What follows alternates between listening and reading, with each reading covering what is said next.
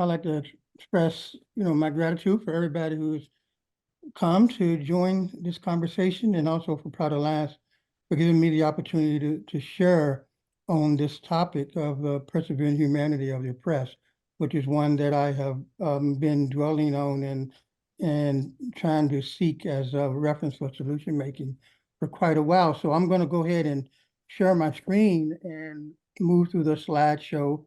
Probably take about 30 minutes, and then we can have some questions at the end. So, as John pointed out, the title of this is Neohumanism and the Persevering Humanity of Oppressed People as the Foundation of Civility, Compassion, Community, and Progressive Reasoning. And so, just to go over some of the assertions I make in this presentation.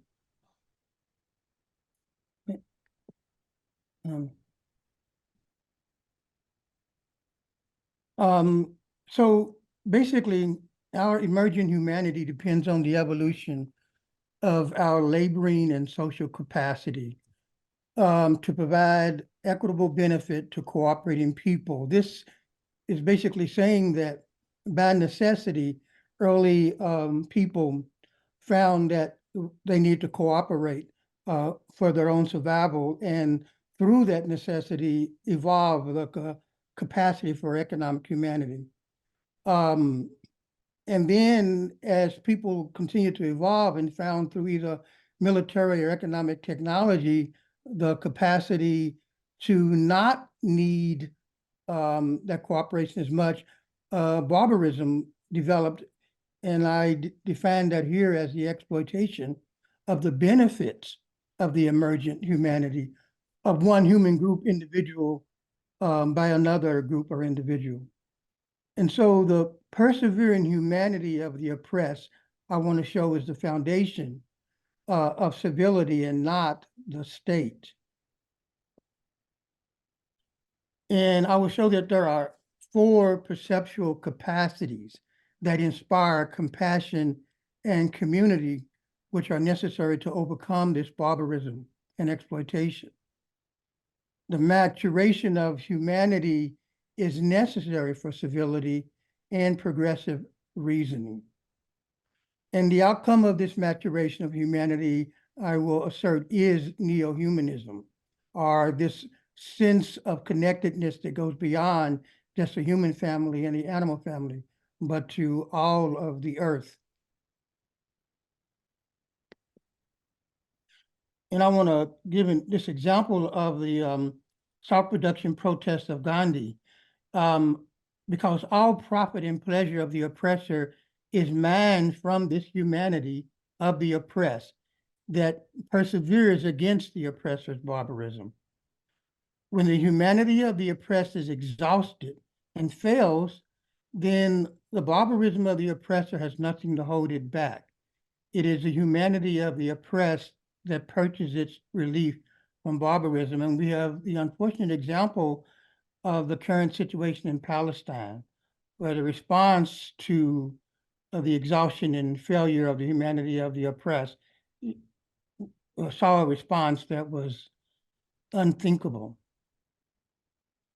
And so it is the very intent, victory of the oppressor is the subjugation of the persevering humanity of the oppressed. The action of the oppressed to reclaim the benefit of their subjugated humanity is what I think is a spark of revolution. Compassion and community inspire and sustain revolution. So this is important to understand, that you get this spark of revolution because you want to reclaim the benefit, but compassion and community are necessary to sustain revolution.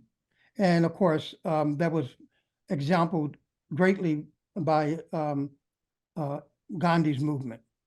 And another who has exampled a similar necessity of compassion and community to forward revolution is Dr. King. And so I define humanity as the state and activity that promotes the connectedness of human beings.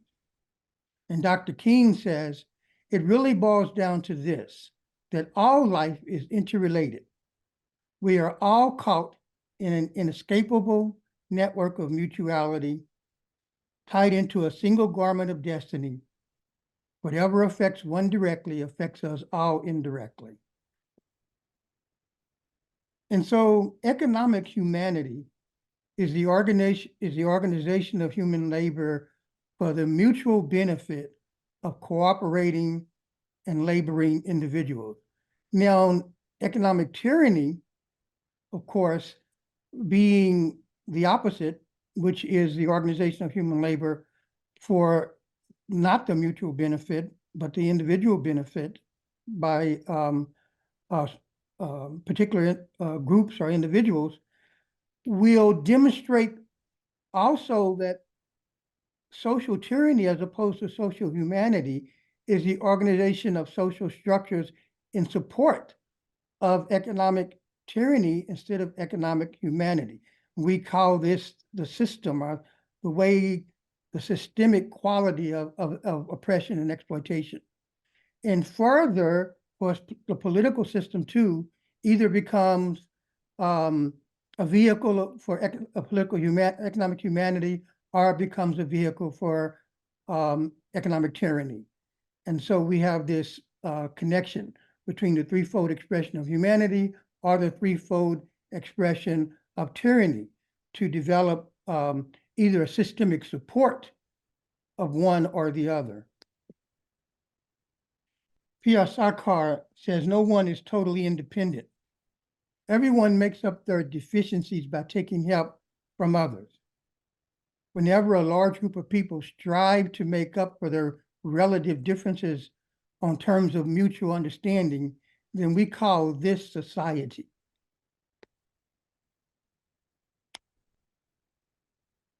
It's a quote from Frederick Engels from The Origin of Family, Private Property, and the State.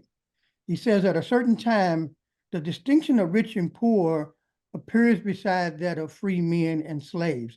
And with that, there's a new division of labor, a cleavage of society into classes. The inequalities of property among the individual heads of families break up, and the old communal household communities, wherever they had been, do not manage to survive. And with them, the common cultivation of the soil, buy-in for the community, disappears.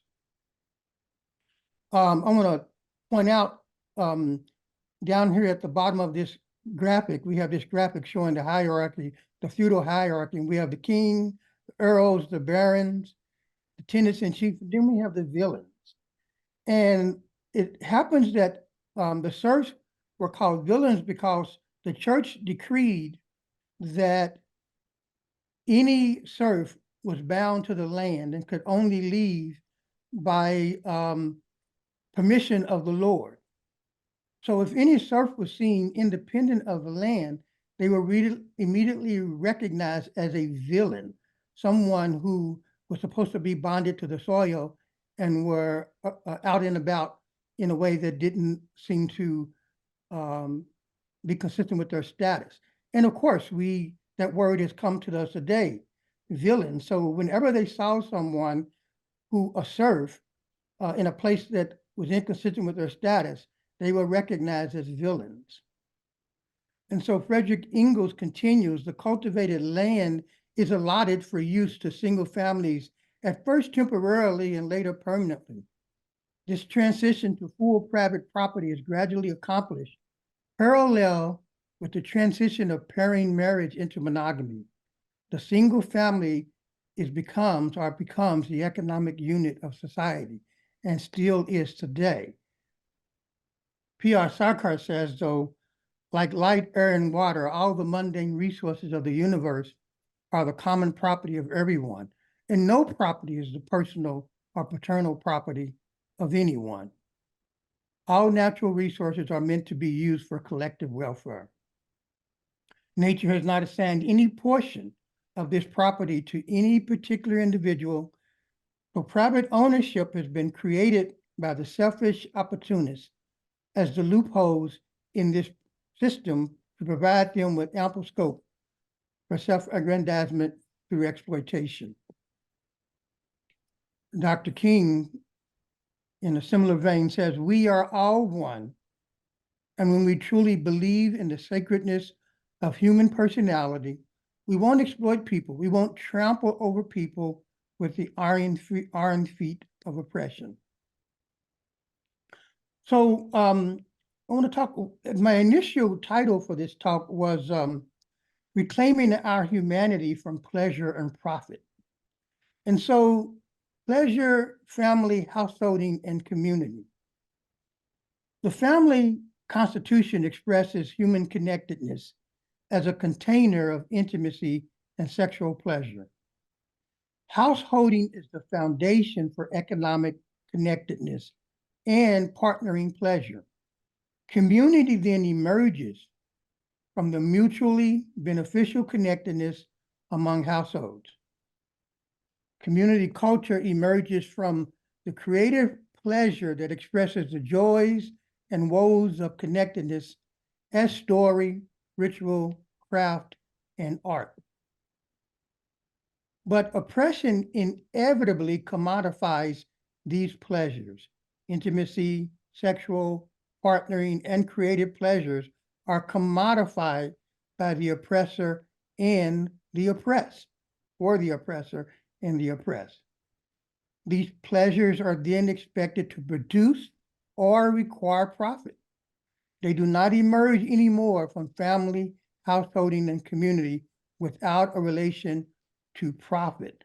You know, the extreme example, of course, this is the enslavement of African people in the US. And a part of that was the breeding program, where we see that very special relationship and outcome of human connectedness became a commodity. Thereby, the family, householding, and community are no longer a measure of human pleasure and connectedness, but a measure of profit. And this could be seen in the as feudal culture developed. It's seen everywhere as the family itself becomes a foundation for that status, and marriages were arranged for the reason of profit and position. And even today, in ways that are more subtle, we still have this commodification of pleasure through the commodification of family, householding, and community. How is this sustained? Another quote from Frederick Engels. The distinguishing characteristic of the state is the institution of public force, which is no longer immediately identical with the people's own organization of themselves as an armed power. This special public force is needed because of a self-acting armed organization of the people has become impossible since the cleavage into classes. Basically saying that since people have antagonism between the classes, the only way that you can address that antagonism is through the police force. And the only time you have an armed force that is a unity of all of those classes is in the fighting of imperial wars, of course, when the workers and the different races and sexes are convinced that the imperial wars are somehow in their interest. And of course, we know this public force exists in every state. It consists not merely of armed men, but also of material appendages, prisons, and coercive institutions, of which Gentile society knew nothing, our communal society. It may be in those times very insignificant, practically negligible in societies with still undeveloped class antagonisms. You don't really see police forces in still communally organized societies. Now, the breakdown of civility will not be curtailed by the engagement of the humanity of the press with the threat of poverty and policing, which undermines the elder and ancestral voices of the oppressed and thereby actually weakens their persevering humanity, the foundation of civility. I have personal experience with this growing up in the projects in Louisville, Kentucky. Back when I was growing up in the projects, there really weren't the development of gangs yet. The gang that was there and intimidating people were the police. And because of the poverty and the presence of the police, as growing young men, among other growing young men and women, my sense was that my family could not provide me with any promise of a way out or protection from the police. And so it weakens the connection with the authority of the parents, which is one of the issues we see now very dramatically. Because of poverty and policing, we actually have the authority of the family weakened. It will be curtailed only by the engagement of the humanity of the oppressed by the persevering connectedness, solidarity necessary for survival against poverty and policing. And this has been exampled, of course, in the movement, Gandhi's movement, as well as the movement of King. It is that connectedness and solidarity that is really the which maintains civility. And we see the response to that connectedness and solidarity in the case of in India, in the US civil rights movement, in the workers' movement in the US, is more policing and more poverty. And we see it currently manifesting in Palestine. Economic humanity is not a product of the state. Economic humanity emerges before the state. When we get back to this ideal that all profit and pleasure of the oppressor is manned from the humanity of the oppressed. As regards oppressive exploitation, the human being is necessarily not meant to be solely a beast of burden. To reiterate, the intent of oppression is realized not only by the subjugation of the backs of the oppressed, but necessarily also by the subjugation of the persevering humanity of the oppressed. This persevering humanity is the gold mined by the oppressor. This is the productive force of capital, that persevering humanity. Without that, there cannot be any productive force or social force.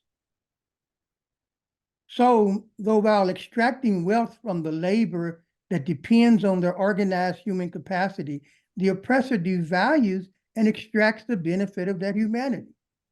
Therefore, the economic value emergent from the connectedness of the oppressed is the rare shiny ore mined by the oppressor. Civilization shines with the luster of the persevering humanity of the oppressed.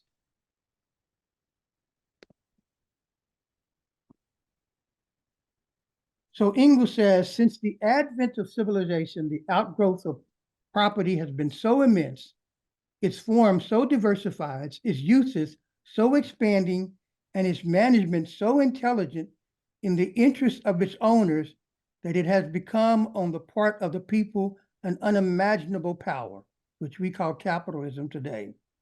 The human mind stands bewildered in the presence of its own creation. The time will come, nevertheless, when human intelligence will rise to the mastery over property and define the relations of the state to the property it protects, as well as the obligations and limits of the rights of its owners. So the means forward. P.R. Sarkar says, so what is required now is the elevation of human existence, the elevation of human mind and human spirit. We require no dogma. We require more reasoning, more rationality. Rationality moving into the terminus or Parma Purusha, or the unity of consciousness. The supreme desideratum is that universal name. This is neo-humanism, and only this neo-humanism can save our universe, can save human existence. So now we are to sing the song of neo-humanism, for it is that sort of connectedness. And in doing so, forget the past and be the vanguard of a bright future. And the crimson light of that future breaks on the eastern horizon. So let us welcome neo-humanism, or this connectedness that supersedes human connectedness supersedes our connectedness with all living things, but involves the whole earth. And so how do we rediscover compassion and community in this climate, though?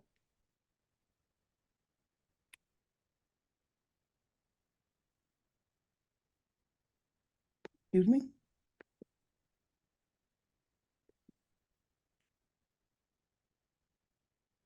So compassion and community emerge from four human spiritual capacities. The recognition of the value of the inner life of the other, or empathy. That is, when I listen to you, I recognize you as having an inner life that speaks and that is like unto my inner life. And I recognize that in the language that you speak with and in the culture that you express yourself with, there's shared meaning, which recognizes the inner life that we both share. And also the recognition of the other as a reflecting conscious individuality. That is, in a way, I see that there is not an other, but there is one identical to myself. I recognize my reflection in your conscious individuality. And then the recognition that there is a truth and virtue that is universal and that when it emerges, promotes the well-being of all. So the recognition of truth and virtue is extant and universal. These human capacities must be reclaimed in modern culture and education. Rudolf Steiner asserts that maturity is the emergence of these four capacities. Here's a PhD candidate speaking about Steiner's theory of the 12 senses, and says that if the human being proceeds through development and any of the four perceptions I just mentioned are a part of 12 that Steiner suggests that we as human beings evolve through. And that those perceptual capacities, if they are underdeveloped, they can be noticed as missing, even if people cannot explain how and why. Their absence creates a sense of unfulfillment, negatively impacting social and spiritual development. Now, an oppression as generalized trauma and as a producer of severe childhood events, ACEs, interrupts natural pleasure and maturation, such that the above outlined four perceptual capacities of Steiner's are compromised for adults and children. And so I suggest that compassion requires these first two, empathy and a recognition of shared meaning. And for the community to develop, we have to recognize that in the other, I have a sense of shared identity and that there is a shared truth that we can all work toward that will lead to a universal benefit and well-being of all. So compassion and community with humanity and reason are the forces of revolution and civil society. But these four human spiritual capacities inspiring humanity are necessary to inform reason. Our reason will just as well serve barbarism as progressive civility. And we see that nowadays, even if we listen to NPR, which is the radio show I normally listen to, you will see reasoning that supporting barbarism is being, shouted out as being reasonable and rational to assert. And this problem has been recognized by this particular researcher named Andy Norman in what he calls the intentional alignment model of reason. Natural selection appears to have designed our reasoning propensities to serve dual ends. They function to help us understand the world, but they are also for forging shared outlooks, for building and maintaining points of view that are functionally aligned. In the end, we use reason to advance various proximal ends. But in the main, we do it to overwrite the beliefs and desires of others, to get others to think like us. So the possible future. We must commit ourselves to the maturation of the outlined 4 human spiritual capacities in ourselves and in our children to herald a new emergence of humanity and reason. We must be who we want our children to be for all children. This relates to James Baldwin's quote, "The children are always ours, every single one of them, all over the globe, and I am beginning to suspect that whoever is incapable of recognizing this may be incapable of morality." Over 13,000 children have been killed to achieve a military objective in Palestine. What is neo-humanism? Explaining humanity and humanism in a new light that will widen the path of human progress and will make it easier to tread, neo-humanism will give new inspiration and provide a new interpretation for the very ideal of human existence. As I have talked about, this connectedness that we can experience beyond just the living world. Oppression and exploitation is barbarism and stands in the way of neo-humanism and the ultimate unfolding of the potential of human society. P.R. Sarkar also says, humanity is now at a threshold of a new era. We do not want any dogma. The age of dogma is gone. What we want is an ideal based on neo-humanism. We are for the entire created world and not only for human beings or living beings, but for the entire animate and inanimate universe. Now, when you're in a mood of pleasure, he says, just distribute it throughout the universe. Let all the hearts of the created universe dance in ecstasy and throb with energy. And this is the gospel of the day. We are for all. We are for the neo-humanistic progress of the entire cosmos. Thank you.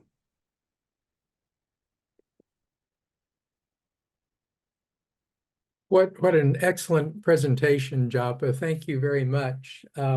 I guess I would invite if people have comments or questions and we can kind of help you watch for and possibly even chat comments.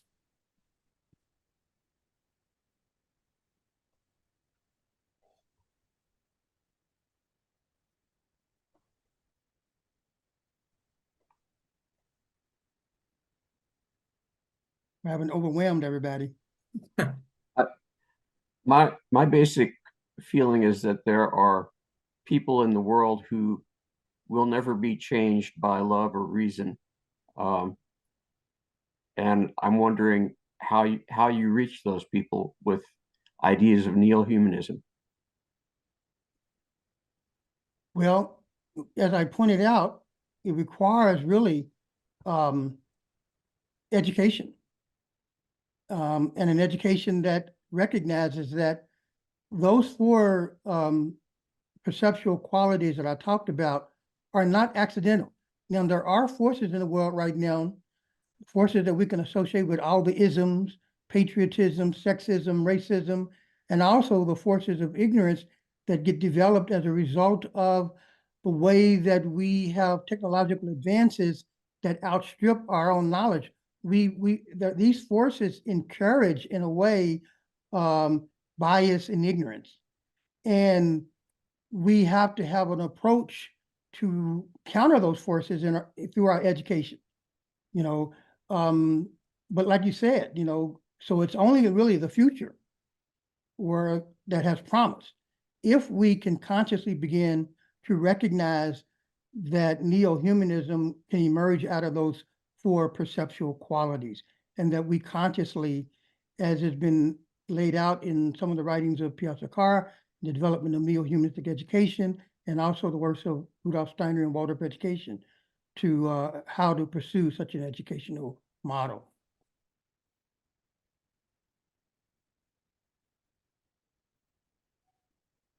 Jeff, I'm curious what your thoughts are. I recently heard someone addressing the issues of equity, at a broad level within society.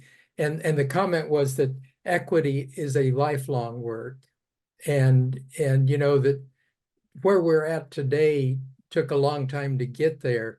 And so it's going to take a lot of time, work, and effort to, kind of address what Phil was asking about. How do we get more people more in alignment with what makes sense for all of us and everything? But I'm curious what your thoughts are. I mean, you've spent a lifetime of real activist-oriented work, and just what are your thoughts and observations? Yeah, there's really two things that come to mind on this. One of them is really goes back to what I talked about in the slide presentation about really, if you look historically, what is the source of an egalitarian society?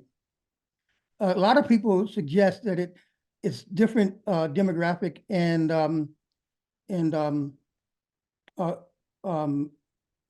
technological circumstances that change. But in reality, it is necessity. We had egalitarian societies at a certain point in our history and still have them in certain places because of it's necessary for the people, all the people to survive. Now, when it becomes not so necessary due to military or economic technological advances, then individuals that begin to step outside of that egalitarian society and try to force their interests. And so that's going to be still true. In a way, we can say capital is going to continue to exist in this form as long as it's not necessary. And we've seen that. Every society, well, if you look at South Africa, only the reason South Africa made a peaceful transition is because worldwide there was pressure that created a necessity for that society to move forward. The other element of it goes back to this persevering humanity of the oppressed. If we look at the history in the US after the Civil War and the whole promise to the slaves of reparations, 40 acres and a mule and all that stuff, what we had is the persevering humanity of the oppressed stepped forward and they began to carve out their communities and begin to actually gain the benefits of their own humanity and generate that equity. And what had to happen? Forces have to come in against that. We know the horrible stories of how Black communities were basically burned to the ground, how there was mass killings. And so basically equity will emerge in the absence of the forces that work against it. And so the reason we have taken so long, this idea of gradualism is really an excuse for the forces that are working against equity. It's a way of protecting those forces that have an interest in basically stopping the march of equity that naturally emerges from the persevering humanity of the oppressed.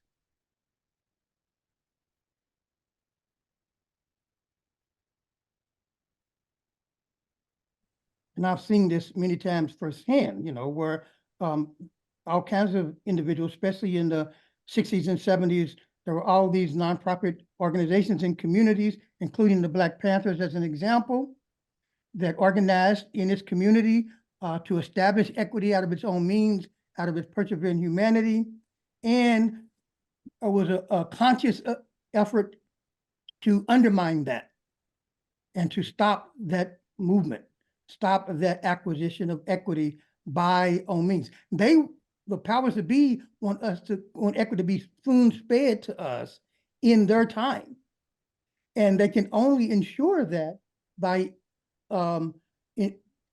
intentionally opposing the natural equity effort that emerges out of the persevering humanity of oppressed people as they begin to basically achieve their own equity, not beg for it, but organize for it. Can I? Yeah, Claire, yeah. Well, thank you for your presentation, Japa. I was curious about you know, in the move to making a more healing the planet and the economy as we have now, a lot of African American communities are arguing for reparations, and I was in South Africa and studied a lot about the Truth and Reconciliation Commission, and I'm curious about if you see those two processes as being part of developing neo-humanism, or will neo-humanism emerge whether or not we do that? Yeah. And reparations, people have to understand, is really not for Black people. It's for white people. It's what white people need to do to advance their capacity for neo-humanism, to move Thank you. forward. Yeah, Back. right on. Reparations in itself, I think, is a just response, but it's not a solution to the issue. It's a just response to the history in this country. The solution, again, is the self-organizing of the persevering humanity of the oppressed. Yes. The solution emerges out of that, and it will emerge out of that if there isn't the oppositional forces to prevent it. That's the solution for African Americans. The solution for members of the traditional, of the historical oppressive group are things like reparations.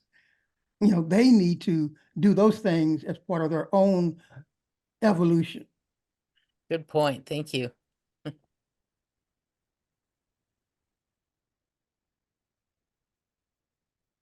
Other questions or comments? Yeah, Doris. You're muted. First, I'd like to say thank you, Japa.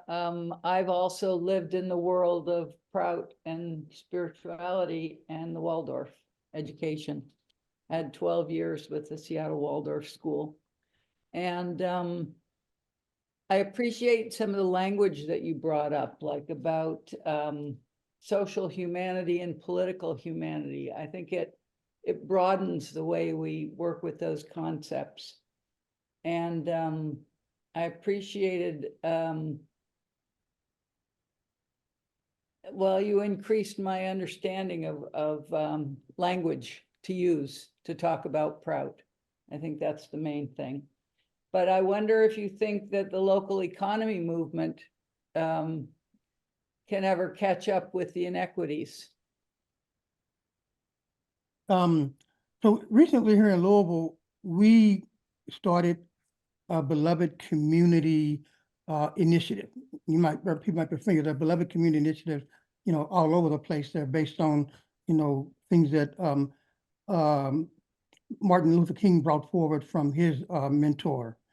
And the idea of beloved community for us was recognizing that beloved community is basically happens when again, it goes back to this persevering humanity, when any oppressed person or grassroots person finds the capacity to reach out and overcome their circumstances to support another, these grassroots initiatives, that's beloved community. And what needs to happen is that needs to be protected and nurtured.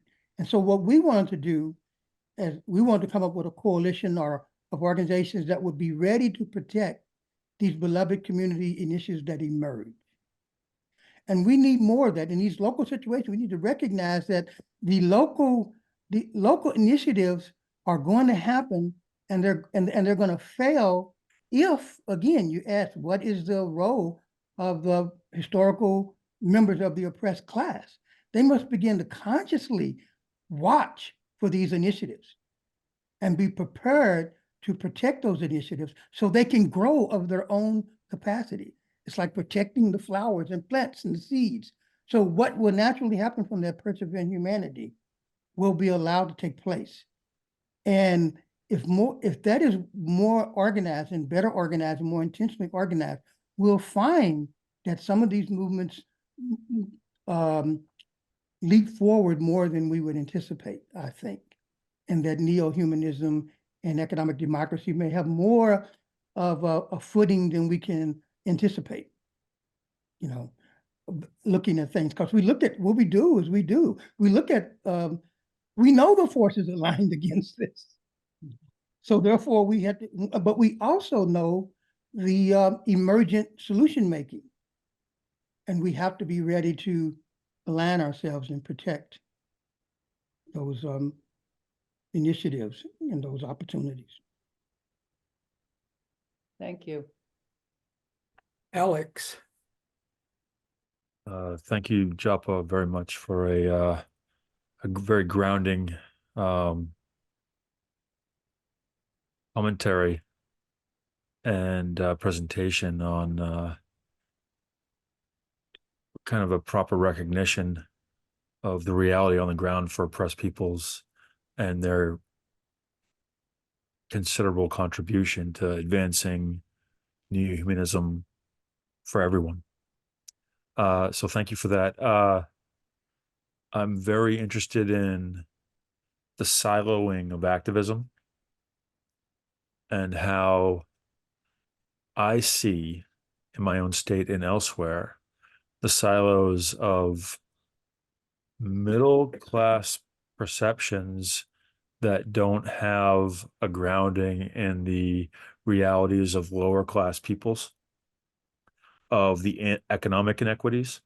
This is pervasive in certain types of activism, where I don't want to say middle class perceptions lead them to not be aware, not be cognizant of alarming inequities that are in the face of so many impacted people.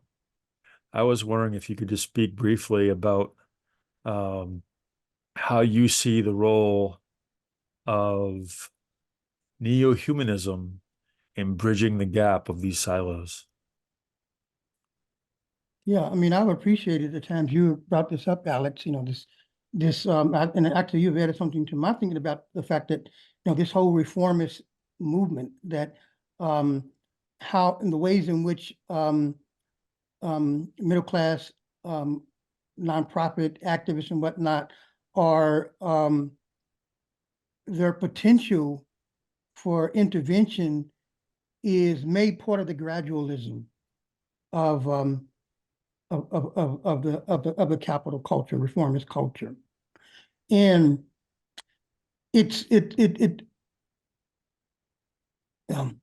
has to do, like, there was, I'm gonna respond to this question in a little bit different way than more directly, because what I want to point out, there was a book that a lot of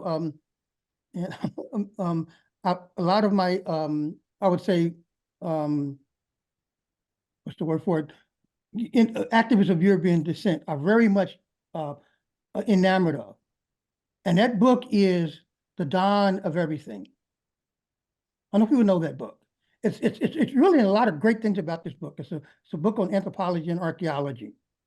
And this book, it basically, what it does, it replaces a archaeology of prejudice, in my opinion, with an archaeology of privilege.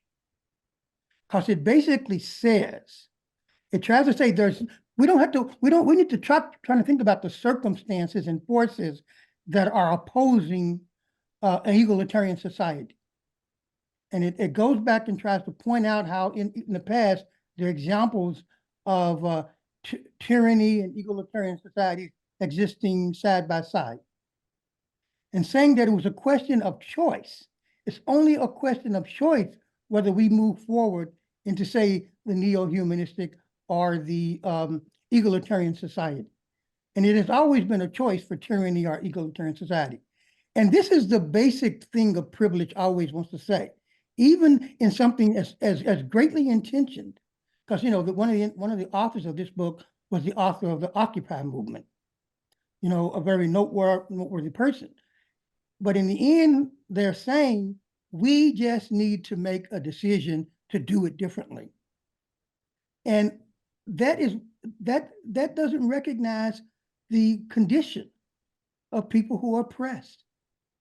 there are circumstances. It's not true. He points out that in the past, they used this theory of economic and political evolution to say that certain people were primitive and savages. And so he very eloquently opposes the archaeology and anthropology of prejudice. But then he asserts one, which I consider is an anthropology and archaeology of privilege.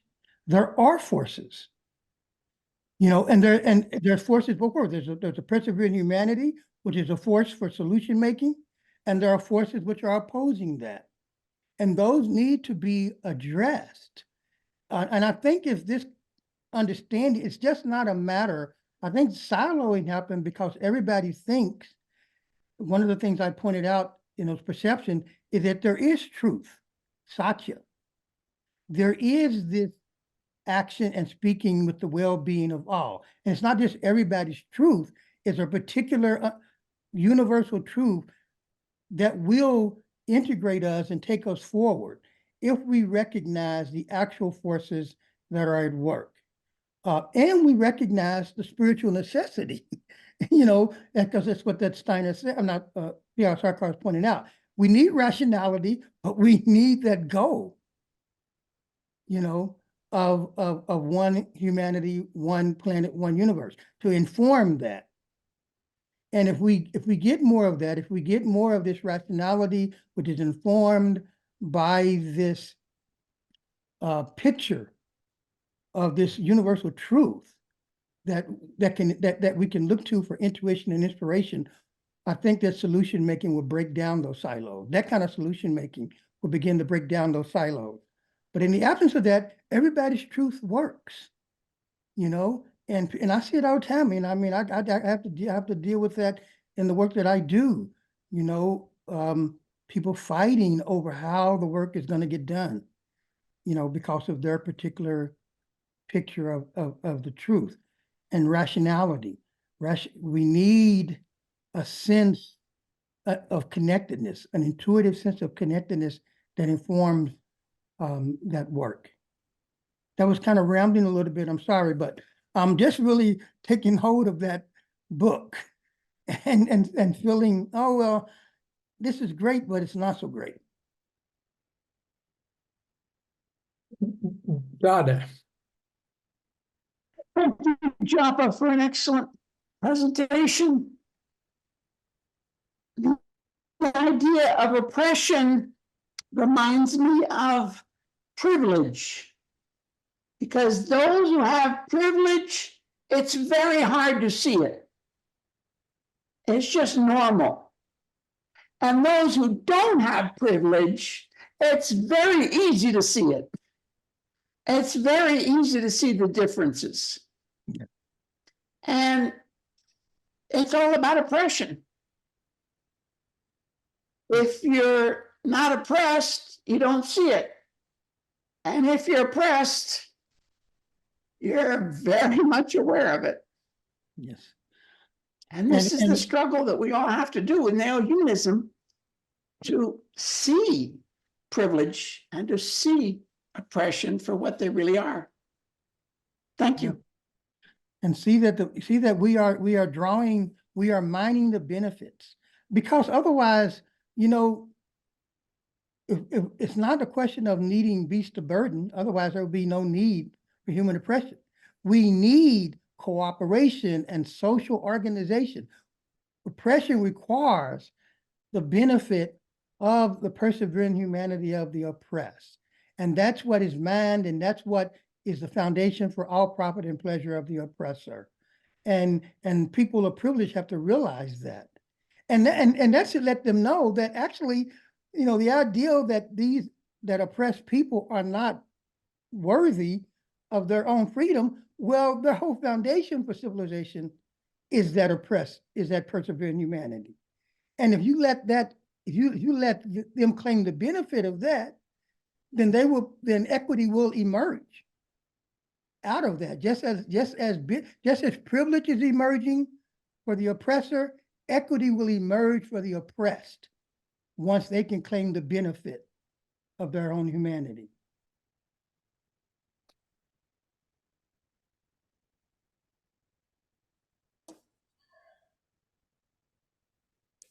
Aaron?